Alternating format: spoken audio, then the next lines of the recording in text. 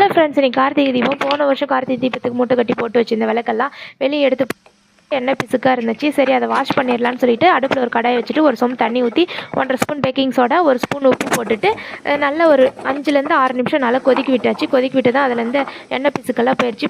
இதோட விடாமல் நீங்கள் கொஞ்சம் நல்லா தண்ணி ஆறுனதுக்கப்புறமா கொஞ்சம் சோப்பு போட்டு அந்த விளக்கெல்லாம் வாஷ் பண்ணிட்டீங்களா நல்லா பளபளன்னு வந்துடும். ஸோ எண்ணெய் பளபளன்னு வந்தாலும் ஈரமாக இருக்குமே, எண்ணெய் இழுக்கும்ல. அதனால் அதுக்கு ஒரு ஐடியா என்னென்னா, இந்த மாதிரி ஈரமாக இருக்க விளக்க ஒரு கிளாத் வச்சு நல்லா தொடச்சிட்டு அதுக்கு மேலே இந்த மாதிரி பவுடர், எல்லா பக்கமும் பவுடர் படுற மாதிரி செய்துட்டுக்கோங்க. அதுக்கப்புறமா ஒரு பாத்திரத்தில் மஞ்சள் கலக்கி வச்சுருக்கேன். ஸோ அந்த மஞ்சளில் இப்படி டிப் பண்ணி எடுத்தோமா போதும், விளக்கு எல்லா பக்கமும் மஞ்சள் படும். ஸோ அதுக்கப்புறமா குங்குமம் வச்சுக்கலாம், ஈஸியான ஐடியா.